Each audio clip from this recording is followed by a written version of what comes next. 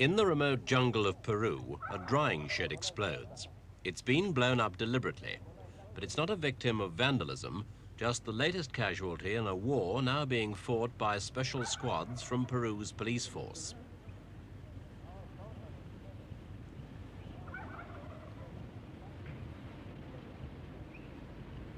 The enemy in this war is this, an inoffensive-looking shrub known as the coca plant. Indians in Peru and elsewhere in Latin America have grown, chewed and brewed it for centuries.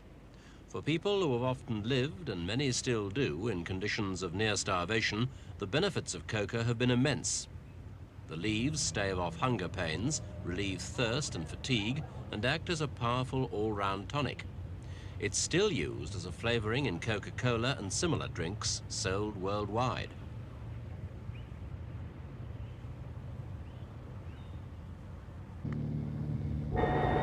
Coca grows especially well in the foothills of the Andes in central Peru. 30 million kilos are produced here every year. Some is consumed by Peru's 2 million chewers, some goes to Coca-Cola, and smaller amounts to the pharmaceutical industry. But most of it goes to make something much more sinister, cocaine. Peru's the world's largest exporter of cocaine, earning possibly $50 billion from it. Now the government's decided that the illicit trade must be stopped.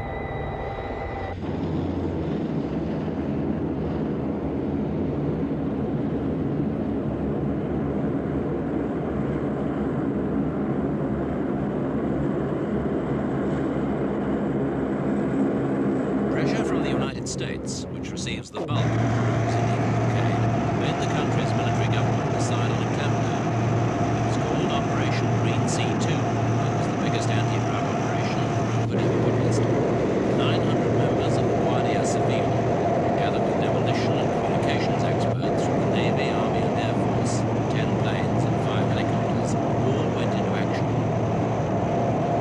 Their mission to destroy all coca plantations, considered illegal by the Ministry of Agriculture and INACO, Peru's national coca company. But the operation soon met with difficulties, as local inhabitants tried to block the police advance into the coca-growing districts.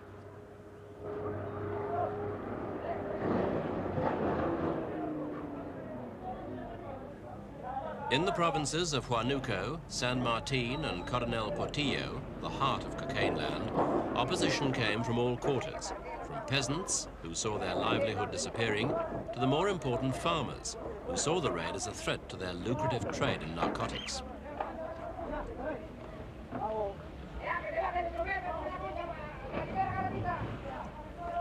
A general strike, called in the city of Tingo Maria, paralyzed the area for 24 hours.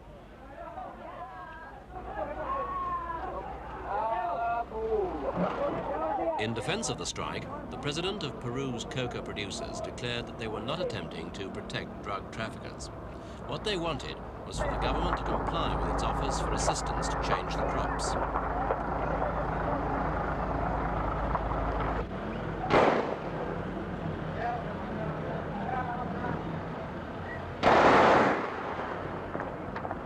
In February, the 2-year period the government had allowed for coca planters with more than 10 hectares to change their crops had run out. The time had also run out for the clandestine coca planters to register with INACO.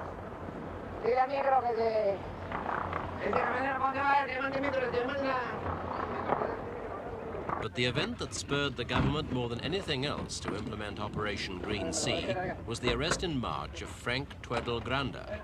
This retired Major General of the Peruvian Air Force and ex-president of Peru's national airline had abused his privileges as one of Peru's new military elite. Numerous trips to Miami had been logged until he was finally caught smuggling 5 kilos of cocaine. The day after his arrest, the government tightened up its laws on drug trafficking.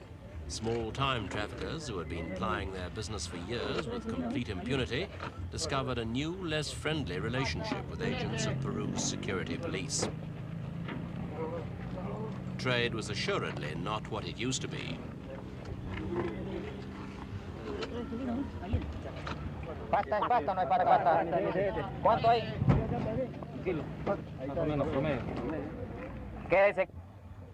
The cultivation of coca in Peru has led to the growth of an enormous black economy.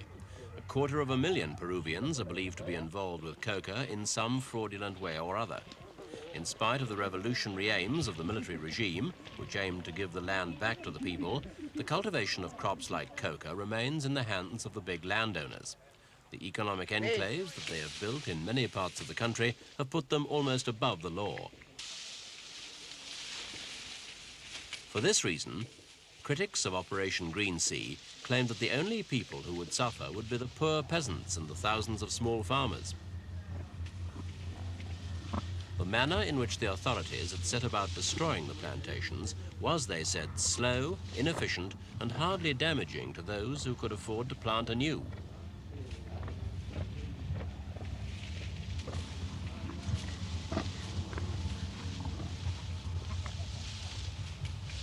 Instead of using sophisticated techniques to make sure that coca would not be planted again, they resorted to the elementary use of matches, petrol, and kerosene.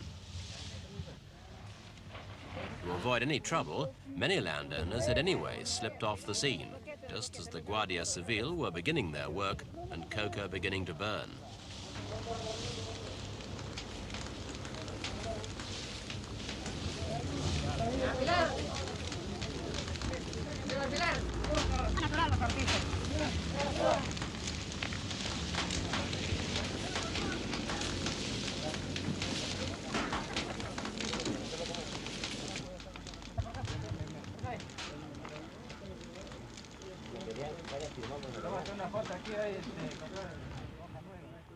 The big plantations in the Tingo Maria area were an obvious target. One grower who didn't escape the net was this man, a member of the notorious Prato family. His brother was gunned down only recently in a narcotic shootout in Colombia. The police were determined to show they meant business, so after the arrest, the growers' drying sheds were marked down for immediate demolition.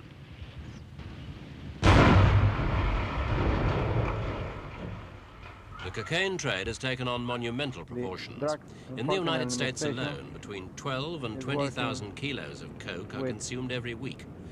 And pressure on Peru to take action La Dirección de Investigación del Tráfico Ilícito de Drogas de la Policía Peruana se encuentra ubicada en una casa incautada a un traficante, donde funcionaba el laboratorio que hemos Rolando Llanos Oliveros outlines his country's strategy. No solamente para mi país, sino para todos los otros países. The countries most affected by the illicit drug trade, he told us, are Peru, Bolivia and Colombia. And the only way to combat the problem is to implement a plan of coordinated action. The big profit incentive in narcotics must be tackled as a social problem. For our part, Peruvian legislation is one of the toughest and possibly one of the most carefully thought out operations in the world. The purpose of our fight is to see that in the short term the cocaine trade does not increase, and in the long term to eradicate it completely. Observen ustedes las tres formas como se presenta la cocaína. La primera, la pasta básica de cocaína bruta. La segunda, la pasta básica lavada. Y la tercera, el clorhidrato de cocaína. The chemicals used to transform coca leaves into cocaine paste are relatively simple and easy to obtain. Ether is one of the most important agents needed to wash the paste and convert it into powder. These tubes, which are used to make chlorinated alcohol, are known in dealer's slang as batteries.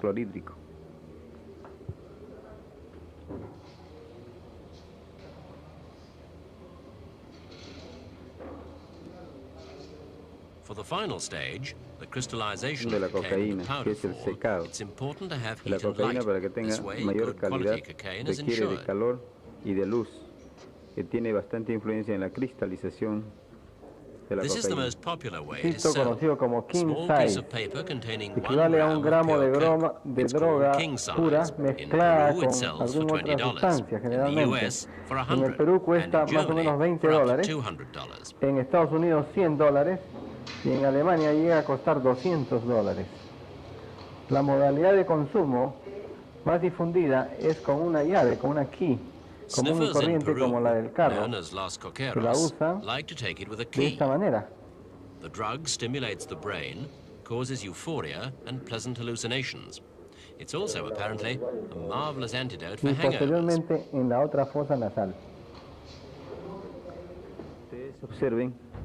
Smuggling of cocaine into North America has reached such a scale that some 20 million Americans are believed to have tried the drug at least once. All kinds of sophisticated cocaine kits used to take and preserve the powder can be obtained on mail order. To get the drug to this lucrative market, the smugglers have developed a wide variety of devices, many of them highly ingenious.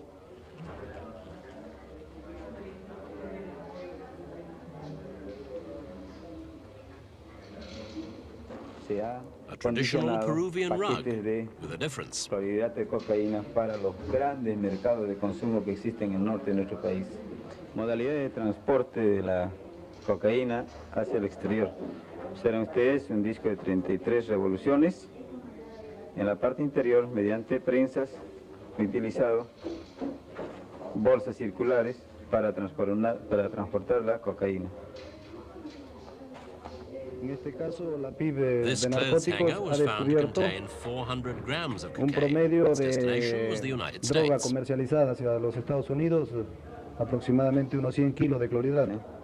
Soles of shoes are an age-old smuggling device, but Peru's drug traffickers are known to have smuggled out cocaine in crates of pineapples, and to disguise it in liquid form and ship it out as cans of 7-Up or bottles of whiskey.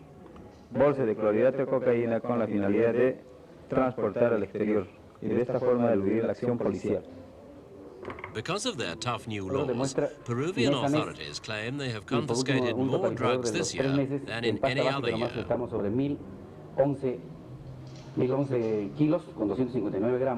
Over 1,000 kilos of cocaine from January to March. But loopholes in the law, clever lawyers, and, many say, widespread corruption have impeded the natural course of justice.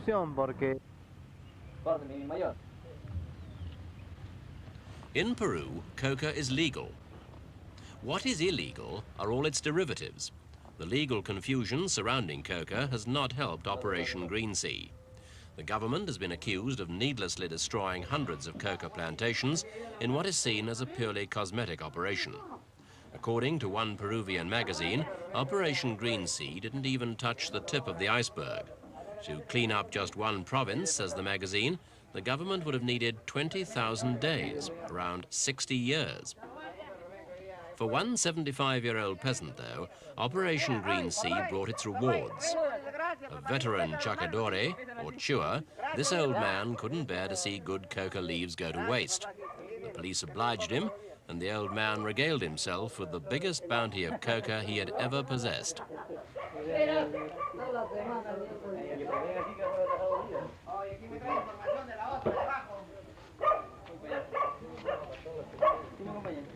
Like the opium growers of Asia, Peru's coca farmers have lived with their crop for so long that they simply can't come to terms with a sudden command to have nothing more to do with it.